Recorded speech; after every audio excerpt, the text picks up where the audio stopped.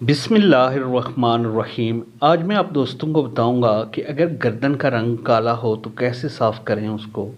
इसका तरीका बताने वाला हूँ। वीडियो को शुरू से लेकर आखिर तक ज़रूर देखना। 2 चम्मच दही और 1 चम्मच गुड़ को अच्छी तरह मिक्स कर लें।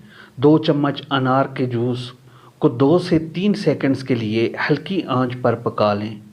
अब इन तीनों चीज़ों को मिक्स करके चेहरे, गर्दन, अंगुलियों, गर्ज ये कि जहाँ भी आपको ऐसे काले निशानात हैं, आप इन जगहों पर इस पेस्ट को लगा लें।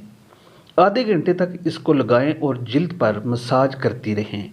अंगुलियों को अच्छी तरह रगड़ें, गर्दन को मुस्तकिल रगड़ती रहें और नीचे से ऊपर की जानिब मसाज करें ताकि ये मुर्दा खुलियात निकल सकें। इसके बाद आप एक टिशू को पानी में डुबोएं और इससे चेहरे को साफ़ कर लें। फिर ग्लिसरीन जिल्द पर लगाएं और 4 मिनट बाद पानी से धो दें।